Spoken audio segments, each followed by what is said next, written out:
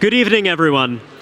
I'm Raihan Salam, president of the Manhattan Institute, and I'm delighted to welcome you to this very special event this evening.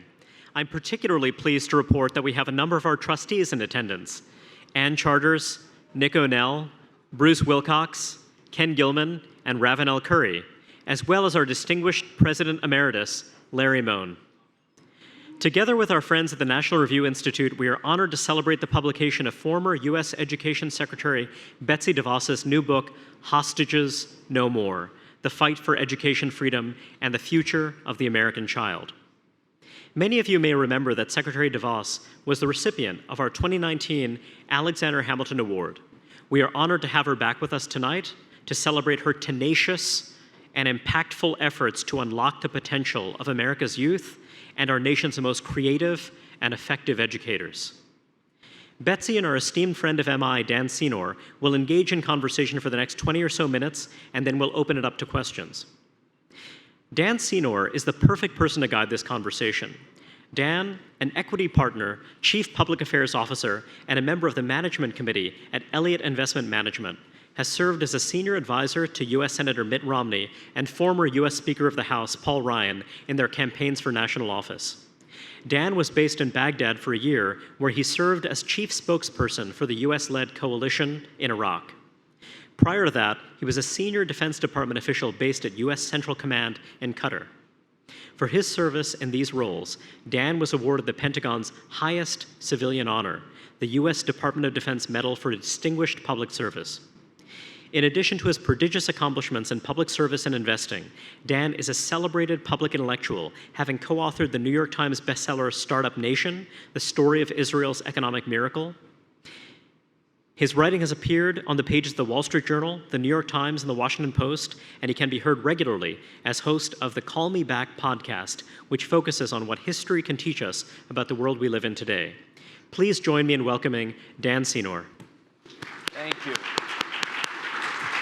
Thank you. Thank you for that introduction, Raihan.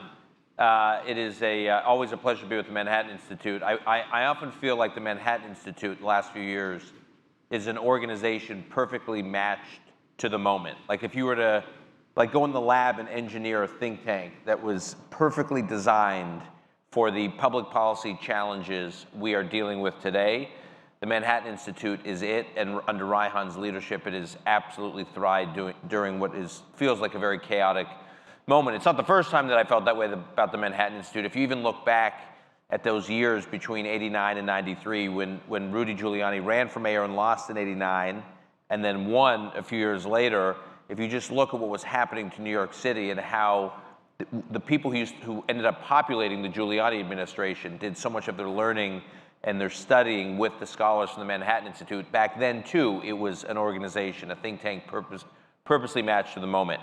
And that is exactly how I feel about our guest tonight, Secretary Betsy DeVos, who is a leader, a political leader, a policy leader, an activist in the truest sense, who, when she came into office, we could never have imagined would be perfectly matched to the moment we are in. And so I want to spend a moment just talking about Secretary DeVos, because I don't know if people know about her tenure as Secretary of Education from 2017 to 2021, but they may not know the decades of work she has done in the trenches on education reform long before that. These are just some of the organizations that Secretary of DeVos has actually started or worked with: Foundations for Excellence in Education, Alliance for School Choice, the Acton Institute, All Children Matter PAC, Great Lakes Education Project, and the American Federation for Children. All of these organizations for decades had been working on behalf of her true passion, which is education reform. She was instrumental in the passage of the first charter school law in the state of Michigan and a number of other reforms that took place since then. And I would say, on a personal note, I first got to know Secretary DeVos in the 90s when I was working on a Senate campaign in 1994, Spence Abraham's campaign, for those who are interested in political trivia, a race he won in '94. And Betsy was a key figure in Michigan Republican politics, but what I was always struck by about the work she did is she was not in Republican politics for process reasons. You know, some people get involved in politics and it's about the process. She actually was in it for the principles and the policy objectives that flowed from those principles. And politics was a vehicle, if you will, or vessel, party politics, electoral politics, helping getting the right people in office to advance the policies she cared about. And she's been a force in that space, the intersection of politics and philanthropy and activism and policy, ever since then, which obviously culminated in her time in the education department, and then now, which is chronicled in this book, Hostages No More, The Fight for Education Reform and the Future of the American Child. So thank you, Secretary DeVos, for being here. Please join me in welcoming her. Thank you. Thank you, Dan. And please call me Betsy. All right. Well, you know, I always call you Betsy, but I felt like, but okay, good. Yeah. You know, it's like when my kids' friends call me Mr. Senor. Like my father was Mr. Senor. I'm Dan. Exactly. All right, so I'll call you Betsy. Okay, so Betsy, we'll talk about your years in the administration in a moment. Before we do, how did you get involved with education reform? Because when I first got to know you, I was familiar with the education reform issue and debates, but it wasn't a front and center issue in conservative politics and conservative ideas, and you were already in the thick of it. So tell us about how you got in it. Sure. So Dick and I, my husband Dick up front here, thanks for being here, honey. We have 4 children, and when our oldest son was about to start kindergarten, I went on a search for what school he was going to go to. He had been in a Montessori preschool for a couple of years, loved it, loved that self-directed learning. And we knew we were going to be able to send our children to whatever school we felt was right for them because we could afford it. I happened to find an amazing little faith-based school in the heart of Grand Rapids that served children in the community around it. And I started volunteering there. Rick didn't end up going there, but I started volunteering, mentoring students. Dick and I were supporting the opportunity for students to go there because 90% of the operating funds had to be raised by benefactors outside of the school because the parents going there could not afford more than that for their kids. And the more I got involved, the more I realized that for every family that had children there were probably 10 or 20 other families in that area that would have loved to have that kind of an environment for their children. And so I started getting involved on the philanthropic side. We thought early on, making the case emotionally or logically, one of the two would strike a chord with just about everyone, but it didn't take long to figure out that, no, it's really the politics around it in order to get policy change. Because I felt that this was fundamentally unfair for the families that wanted to have their children in those kinds of places, couldn't, but I could, or we could. And that was really the genesis of my involvement. So now talk about you get involved, you start forming these different organizations, and you really put the issue on the map of Republican legislators, although not only Republican legislators in Michigan. And then you have this first signature achievement, which is the charter school law. What was the first? In Michigan, yes, getting the charter school law passed, but Governor Engler was a big champion in that regard, and we were helpful in convincing legislators that were understandably nervous about it. And then beyond and just on that, I mean, people, now we take it for granted because charter schools are thriving. At the time, it was considered revolutionary. Yes. It was about 1995, I think, Yeah. 95, 96, that it passed in Michigan. One of the early states to adopt charter schools, and the only way it got passed in Michigan was to put a limit on the number of charters that could be formed. That limit was quickly met, and then for many years, politically, we couldn't get that cap lifted because there weren't enough votes to do it and or a governor that would support signing that additional law into effect. And then at what point did you say, okay, we have the signature achievement in Michigan and others after that, and when did you say we've got to create a national movement? Well, I was involved roughly the same time with a couple of national organizations that were advocating for these same types of policies in states around the country. They were all state-focused efforts, but they were national organizations with targeted efforts in the states. And that really then developed into well, in 2000, we led an effort in Michigan to change our Constitution. We have what's called a Super Blaine Amendment, which has a very strict prohibition against any public funds going by any manner or means to a non-public, non-government school. And we led an effort, Dick and I led an effort with many others in Michigan to change the Constitution to allow for families living in districts that graduated less than 50% of their kids to choose another school. We thought that was a pretty clear delineator.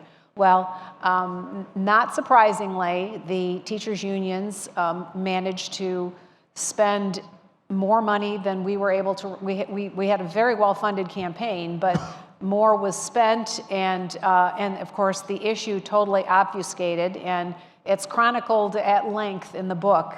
But the follow-on to that was after the initiative was defeated, I said there's too much energy around this, we're not going to give up. So I started Great Lakes Education Project with the specific goal of supporting legislators that supported the expansion of charter schools. And that was so successful in one cycle that we took that nationally then, and what has ultimately become the American Federation for Children began because of the efforts around GLEP.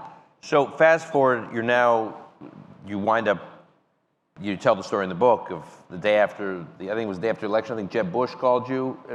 In 2016? Yeah. Yes. And said? Emailed me, yep. Okay. Yep, I got an email from Jeb the morning after Election Day in 2016, and it was And you had worked with him in Florida. Yes, I was on his board, Excel and Ed, and we had worked very closely together for many years, and of course he was such a champion for education freedom in Florida as governor that my admiration for his courageousness early on in those kinds of policies was very, very high.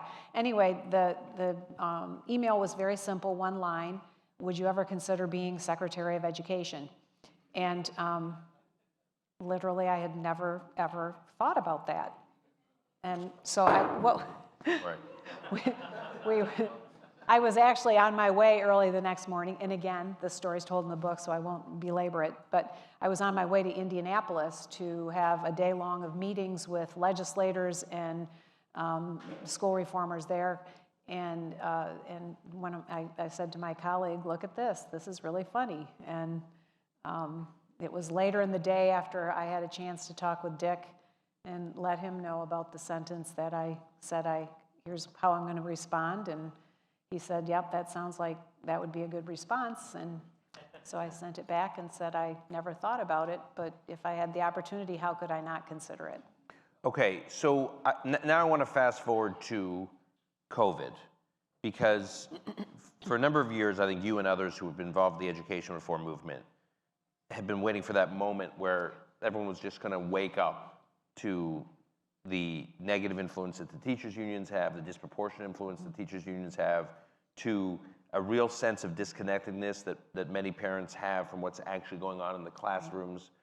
And then COVID put the teachers' unions under enormous pressure. COVID also, because so much learning moved virtually, parents actually got to see what their kids were being taught, which I think was or not being taught. Or not in many being taught, cases. right. So I mean, it would have been impossible to imagine that would be the moment that kind of wakes up a movement. But just talk a little bit about when you started to realize, wow, there's going to be a parents' movement here in response to the pandemic after you've been working on this for decades, and then that happened to be the trigger that created this real movement.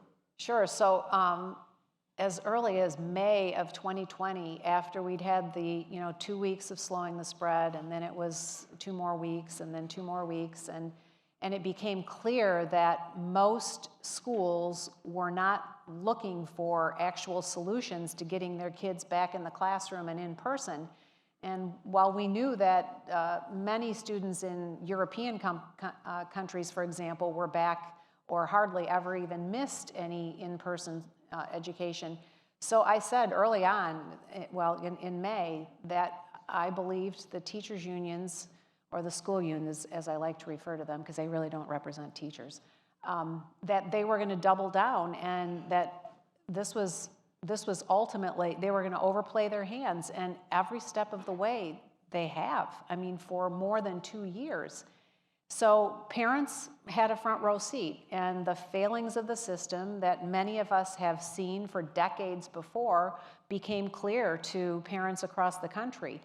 And whether it was the extended lockdowns, the mask mandates, the in-person distance, out of class distance learning, the back and forth, the curriculums that they were appalled by or curriculums they were disappointed by because of lack of rigor and excellence or whatever, multiple, pieces and parts of that, families were really upset, and rightfully so. So when I talked to, at the time, would talk to friends of mine, they were not tuned into the curriculum issues, meaning some of the crazy stuff being taught to their kids. And it wasn't until their kids, they could actually, sit in virtually on these classrooms by kind of walking by their kid's computer while they were sitting there and see what was being taught, or their kids would just unload some of the stuff at night, in the evenings at dinner, because families were spending so much more time together.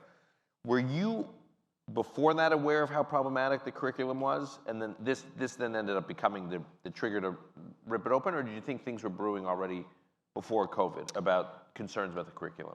They were brewing well before COVID, but I think they came much more into focus. And I think that the acceleration of the presentations of those curriculums happened maybe in an environment where those presenting them thought that this was going to be a really great thing in response to what was going on in our country. And instead, it has, I think, sort of poked the sleeping bear. And then seeing how parents who've gone to school board meetings have been turned away and told to, go back home, don't stick your nose in where it's not welcome, essentially, or having the FBI sent to investigate them if they are raising their voices too much on behalf of their kids. It's just like, you can't make this stuff up. The doubling down on how to turn what should be your allies against you, and they've succeeded in doing it, which is why the moment is really ripe for the policy changes that we've long advocated. Okay, now I want to talk about some of the policy changes you worked on. One of them, because it's going to be in the news, it is in the news and it will be very quickly, is Title IX. And President Biden apparently going to take a very interesting interpretation of Title IX in terms of what the administration puts forth going forward. But before we get to that, you also worked aggressively to unwind some of what the Obama administration had done on Title IX. So can you talk a little bit about that when you were in the department? So for those who aren't familiar with it, Title IX is, of course, the law that protects or guarantees individuals of both sexes equal opportunity to access education. And that has, of course, expanded into women's sports. Well, in the Obama administration, there was a letter issued to all institutions telling them how they were to handle matters of sexual misconduct on their campuses. And it basically did away with due process protections for individuals who were accused of doing something. And there were hundreds of law cases, or of legal cases, brought about how the mishandling of these situations on campuses, and in well more than half the cases, I think nearly 75%, they were either decided in the accused favor or settled out of court. And so it was very clear that this was not a system that was working. Not to mention the fact that this letter was not the law, but they used bullying tactics of opening investigations on schools and really intruding on an institution with just the threat of one of these suits. So we took a very methodical approach to, first of all, withdrawing this letter, and then telling everyone that we were going to go about rulemaking in the fashion that is dictated by the federal law, The process is a very cumbersome, burdensome one, but we did it. We crossed every T, dotted every single I. We're very thoughtful and careful about then putting together a rule that is fair and protects the rights of both individuals in a complaint situation, and importantly provides a very reliable framework for the institution to follow. And so it has the force of law currently. The Biden administration is now promising to put forward a new rule. It will be interesting to see how they think that this is going to actually abide by, legal principles. And in addition, it is rumored to expand the definition of biological sex to, gender identity and basically anything that you define that you want to be at any given time. And so this is problematic, and it's something that we should all be ready to fight in every way possible. Before we open it up to audience questions, I have two more questions. One, what accomplishment from your tour of duty at the Department of Education are you most proud of? And what is one that you tried to advance but couldn't, and why? I would say most proud of, generally from a big picture perspective, is really orienting everything we did, all of the rulemaking, all of the deregulation, regulation, every move we made was oriented around doing the right thing on behalf of students, and not the institutions or buildings or systems. That is a very different approach than what previous administrations and the current administration have taken. Generally, but specifically the Title IX rulemaking and the result of that, I'm very, very proud of as well. What I lament that we did not get done was the passage of a federal tax credit that would come alongside states that are implementing education freedom school choice programs to give them a real boost in those efforts and allow for more students to access the freedom they need. But I've said it before, and I'll say it today, that it's not a matter of if, it's a matter of when. And a very similar bill was just introduced this past week, and I have a lot of confidence that— In the House? A bill has been— House and Senate. And I think, I know there's a lot more support for and attention being paid to the necessity for that today. Right. We are going to open it up. If you have a question, I guess just raise your hand, and we will have mics moving around. And okay, we got one right there. Excuse me. What is the effect of this massive influx of young kids who can't speak English in poorer communities to education of the kids who are there? They're not sending them to the private schools where the elites go, but they're going to send them to these schools in small towns that are having trouble as it is. Why isn't anyone talking out about that? I'm a retired physician. To the disgrace of medicine, no one has said anything about several million people coming in here, unvaccinated, unvetted, but there are reasons for that. Everyone's afraid to talk up. But what's the problem in education now?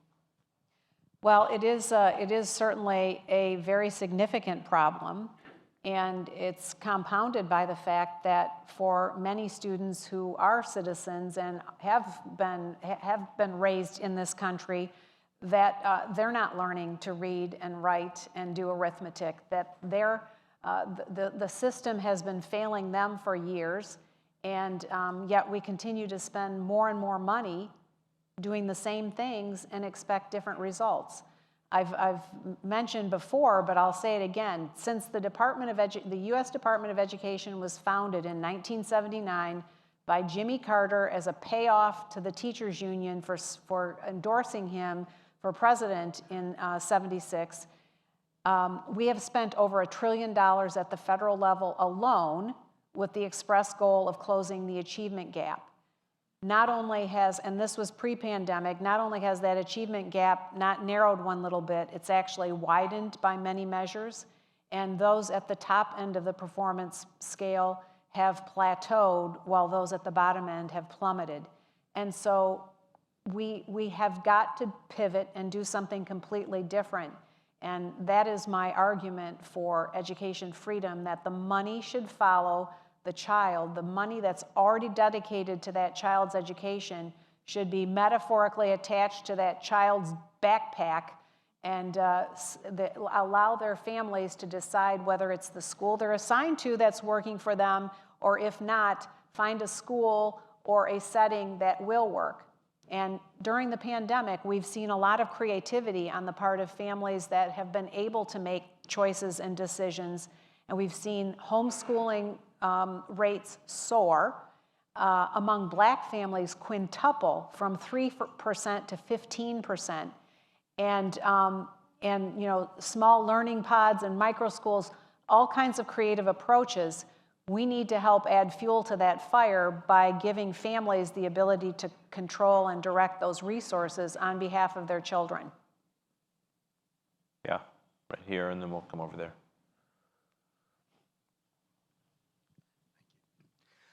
Being New Yorkers, we look at the school unions and we say, nothing we can do, and the politics are just impossible, and probably the same in California and Illinois. But we've all seen the New Yorker cartoon. I assume that there's a lot of middle America that maybe doesn't have that problem.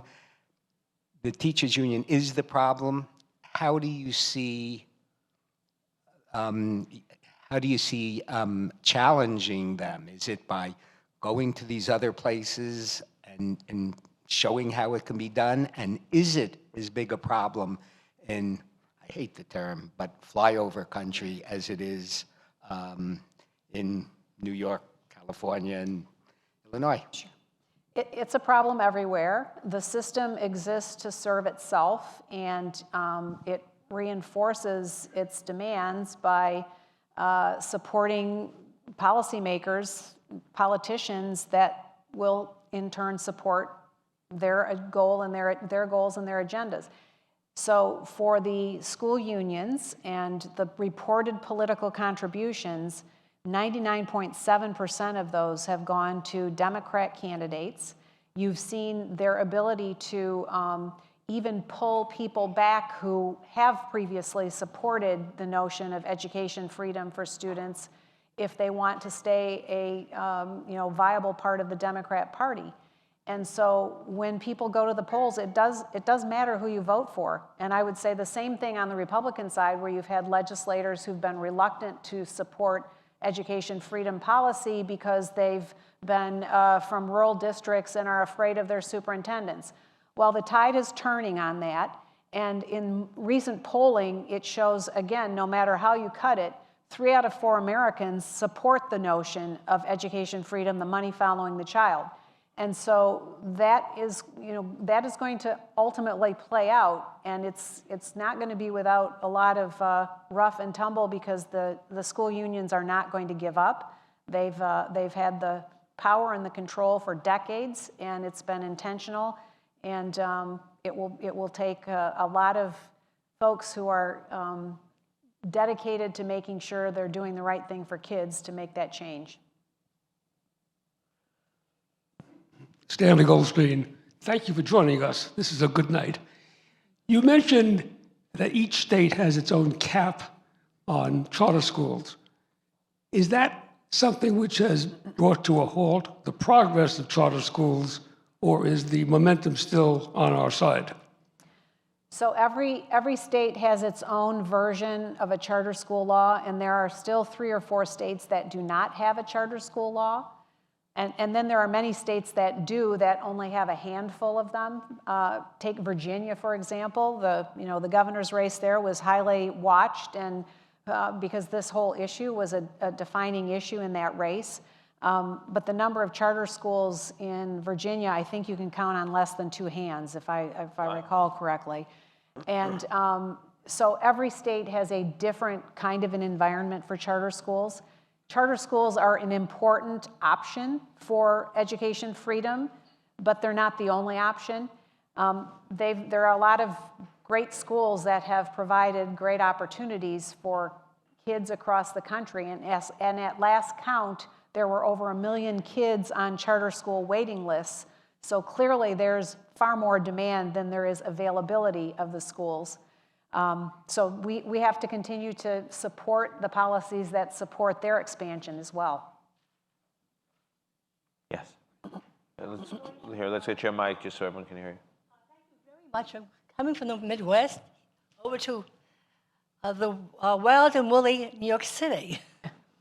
I'm wondering, one of the problems of low-performing students is that there's no involvement with their parents in their education. How have you been, or has there been any program which casts the net and sort of collects some of these children and brings them into the fold, so to speak? Would you talk about that? So I've had the privilege of meeting many, many parents over the years who long to have something different and better for their children. And I believe in parents, and I know that given the agency to make decisions and choices for their kids, they will and they do. And for that small percentage that is truly unengaged or truly uninterested, they're still going to be the beneficiaries, because these traditional schools in which those children might remain are going to have to get better and have to improve. And I cite Florida because Florida is the most advanced in allowing the most children the education freedom to find the right place. In districts in Florida where the highest percentage of kids are in schools other than their assigned school, the achievement levels of kids that remained in the traditional public schools have continued to improve. And there's not been a study done on precisely why that happens, but logically you can say, for the kids for whom that school wasn't working, they've found a different place. And for the kids who stay there, the school leaders there are actually making choices and decisions different than what they did before, because they have some competition and they have something to benchmark themselves against. And therefore, the kids in those schools are benefiting as well.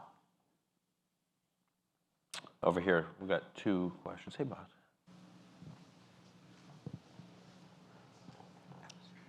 Thanks. Hi. Well, my question is two-part, in part because I am a Democratic candidate. You just mentioned Democratic candidates, but I'm also a public school parent. I have 4 children in the New York City public school system. And everything you said about, Dan, your question, and Betsy, your answer about parents there being a specific education moment that no one could have anticipated because of COVID. I saw it not only in my family, but in so many different families. And my question to you about charter schools is both in part legally, because of the charter caps and the charter mandates, but also historically, charter schools in this city and state have been pitched to low-income kids. There is a huge demand from middle-class parents for something better than what our public school is offering, and also from the Asian American community, which has very engaged parents and very high-performing children. And we're already seeing some Asian parents go to charters like Success Academy in greater numbers than they have before in New York. From your history in working with charters, have you seen, or do you think there is perhaps a moment now to expand the outreach to families? Because I would suggest that the moment is now to do so, because I think there is wind in the sails of parents who want to break away from union-backed public schools that are not serving our children the way that they should. Well, absolutely. I do think that this is an ideal and an important moment for those who've been looking for options and other opportunities for their kids to demand more charter options, more choice options, more freedom to control the resources that are already spent on their child. And I think it can happen in New York, even though it seemed insurmountable. I mean, I do think that many parents who previously had thought their kids were doing just fine have had a new glimpse into what is actually happening. And for a variety, it could be for many different reasons, they've been really disappointed. So yes, I do believe this is an ideal time. And I think I encourage you to encourage those with whom you're working and those closest to you to speak up and support those. You don't have who to are, persuade Maud. You don't have to persuade her to speak up. She's in support the those fight. who are going to She's in the support. fight. Yeah. Support those who are going to support families and students for sure. We had one over here, and then I think we'll take one more after that. Oh, sorry. I'm sorry. You had pop. All right. Why don't you just go right here? It's fine, both of you. Sorry, I forgot that you had. Hi. First of all, thank you for everything that you've done, especially with respect to making sure that the Dear Colleague letter was rescinded, essentially. And I mean, that's been such an important step in higher education. My son just graduated from college, and I was really pleased that while he was there, he had less to worry about. My question is really about K-12 education and the concern that parents have to deal with now about schools essentially transitioning their children without their consent. This is a psychosocial treatment to socially transition children that tends to lead to medicalization. And now there's just been an executive order to make quote-unquote gender-affirming care more available and to make it harder for parents to disagree openly with this kind of treatment. What can parents do, and what should voters be doing in order to take care of this issue? Well, I think this is yet another issue that is bringing parents to the point of saying, while we have supported the public government-run school system, we can no longer do this if this is what is going to be imposed on our children. And I frankly think it's inexcusable that there would be this approach. So I hope that parents get even more upset about it and demand the change and demand the control for their kids' futures. And I can't imagine having our grandchildren are still young enough, but I just can't imagine some of these issues going on in broad daylight today. But they have been building for a number of years, and this last couple of years has just brought about a confluence of events that, again, I believe is going to force the pendulum swing in favor of families and students and against the system that has controlled them for so long.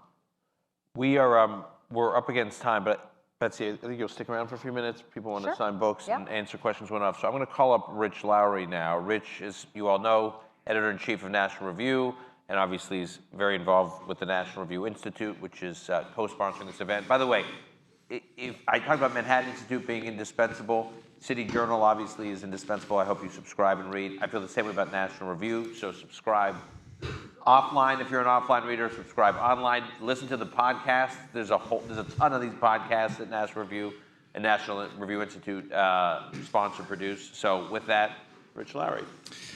Thank you. It sounded like at least one person was going to applaud, and then everyone else got the message. I too agree the City Journal is totally indispensable and is the second best conservative political journal in the English language. There's no doubt about it. So I'm in a tough spot here. This is inherently kind of an anticlimactic role, coming in and making brief concluding remarks after a wonderful event. And I don't know how I quite got in this spot, but I was thinking, what am I going to do with this brief time allotted to me? And I was like, maybe there'll be something important left unsaid. And I was like, no, Dan Senor's on the program ahead of me. There's going to be nothing left unsaid. That just doesn't happen. But I'll leave you just with an obvious non-substantive insight, which is this is a time that calls for fearlessness. And I don't know if you remember, I mean, it was just shocking at the time. We've kind of gotten used to this now, but Betsy, when she was first education secretary, was protested pretty much everywhere she went in public. I remember the National Review Institute had a big dinner in Chicago, and I was completely delighted to show up, and there are protesters. Like, we're over the target. Maybe they're for me. Are these protesters here for me? No, it's because Betsy's attending. Not even speaking, just attending. And these protesters showed up. And these kind of intimidation tactics, obviously, they've grown over time. We saw them with the Kavanaugh hearings. We now see them outside of the houses of Supreme Court justices. Who knows where they'll go next? But if we're stalwart, we're just in an incredible position to make great advances in all sorts of areas, education, obviously, and let's be honest, pretty much everything else Joe Biden is touching. People who are into political tea leaves, it's very interesting that the last 7 days, the last week, it seems like every political journalist in the country has broken out their abacus, done the calculation, and figured out, yes, shockingly, Joe Biden is 79 years old. But you just look at it in education, what are they telling us?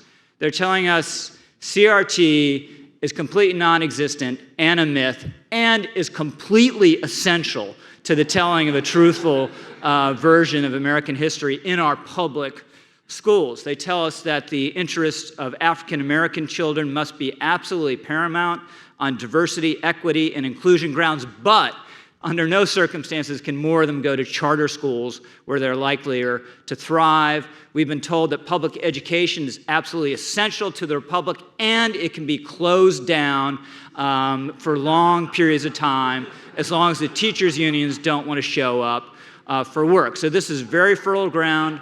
I think we're in a great position. Can't guarantee victory. John Adams wrote in a letter once that you can't ensure success. All you can do is be worthy of success. And I can tell you that is definitely true of Betsy DeVos. Thanks so much, Betsy.